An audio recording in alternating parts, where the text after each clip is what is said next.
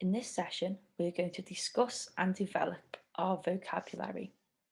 Now, to get us warmed up before we start our task, I've got a little challenge for you. I've got some words here on the screen, and some of them are nouns and some of them are adjectives. Can you remember what a noun is? A noun is a naming word, so a word that we use to name something. Do you know what an adjective is?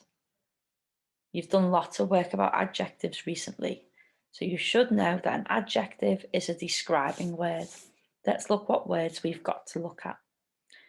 We've got the word beautiful, big, chair, tiny, pen, small, bed, and boat. So remember, we're going to try and sort them into nouns, which are names of things, and adjectives, which are describing words.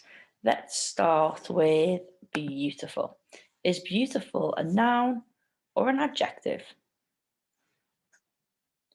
It is an adjective. You might describe something or someone as beautiful. Next word, big. You may have used this in your writing last week.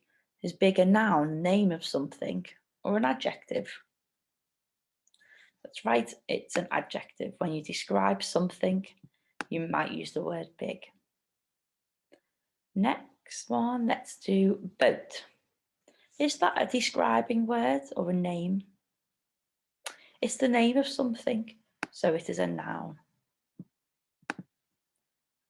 What about bed?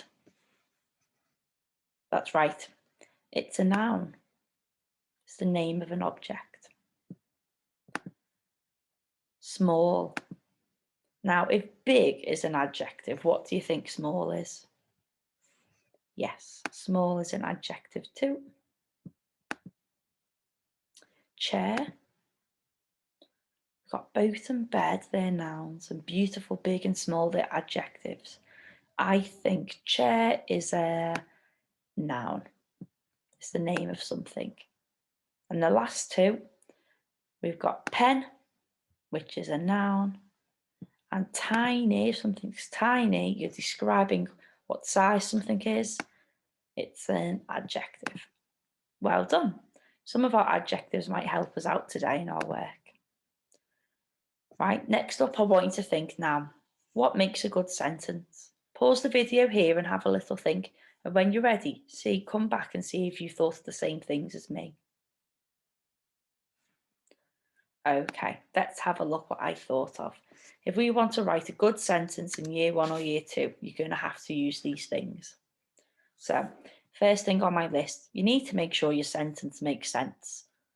To do that, I always say there's some steps that you can follow to make sure you do this. So you think of a sentence in your head, you say it out loud. Usually if you say it out loud, you'll know if it makes sense or not because it'll sound funny if it doesn't make sense. Next thing you can do is you can count the words on your hands so you know how many words you need to do before you write them. And then if you haven't wrote the right number of words down, that you might have missed a word out or repeated a word, and therefore your sentence won't make sense. So make sure it does. The next thing is neat handwriting. Lots of you have used fantastic handwriting since working from home, so keep that up. You're doing a really good job. Make sure those tall letters are nice and tall, and those descenders, those flicks, and those monkey's tails are all done perfectly. Next thing, finger spaces. Just keep working on them.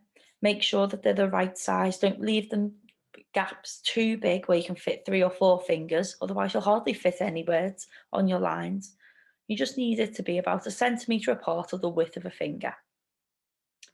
Next thing, capital letters. We use them at the start of our sentences and for people's names or names of places.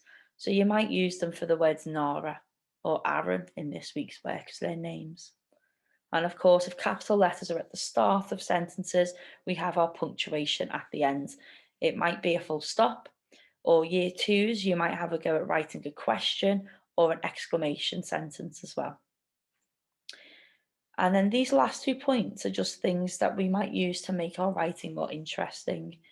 You'll use conjunctions to make some of your sentences longer, Remember, in year 1, we just use the conjunction and. Year 2, you might use a range of conjunctions like when, so, but, because. You don't have to use them in every sentence, but just every now and then, that would be good. Oh, and I've just spotted a mistake.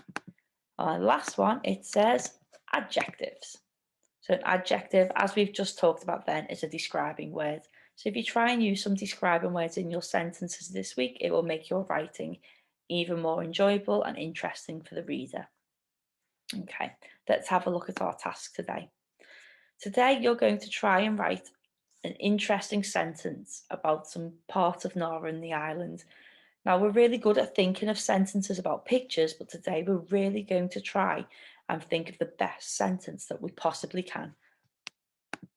I've got an example here. In this picture from the story, I have a really simple sentence, and it says, "There was a big fish." There's the 2 islands. There was the big fish.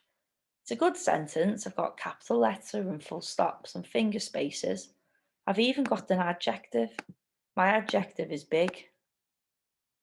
So I've ticked a lot of the things that we said we need, but I'm going to show you how you can make it even better. So instead of thinking of the word big, I've thought of other words that we could use. So I thought maybe we could say huge, or we could say massive or ginormous.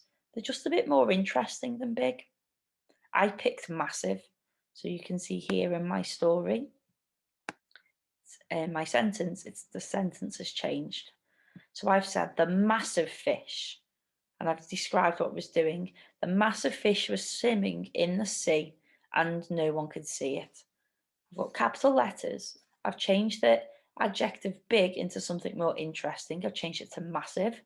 I've talked about what the fish was doing, and I've even used a conjunction. I've used a conjunction and I've said that no one could see it. Do you remember that part of the story where Nora and the dad were going over the sea to the other island, and underneath it there was the big fish and they couldn't see it? So I've included that detail in my sentence. Let's have a look at my next one. So my original sentence was, they went to the island. Okay, it's a good sentence. It's got a capital letter. It's got a full stop. My words are spelt correctly. I've got my finger spaces, but I just think we could make it more interesting. So I've wrote this. Nala and her dad rowed towards the other small island and they could not wait to get there. So you can see my sentence is a lot longer this time. And that again is because I've used that conjunction and. Remember, year 2, you can use different conjunctions. It doesn't just have to be and. I've talked about who, so rather than just saying they, I've said Nala and her dad. So I've talked about who they are. Instead of saying went, I've used the verb rode. So I'm telling you how they travelled there. Nala and her dad rowed towards the other small island. So rather than the island, I've said small, I've described it, I've told you what it's like. And then I've used my conjunction and I've told you how they feel. So they could not wait to get there. It'd be a really good sentence even if I just put my full stop there, because that would improve it. Remember, the whole point of today is to just think of the best sentence you can. It doesn't have to have all the points in that we talked about at the start, about the conjunctions and the adjectives, but definitely it should make sense. It should definitely have neat handwriting. You should definitely have finger spaces. You should definitely have capital letters. And of course, you need full stops. If you really can have a go, use the conjunctions and try your best to use adjectives in your sentences too, because it makes it more interesting for the reader. Now you've got 4 different pictures on your worksheet.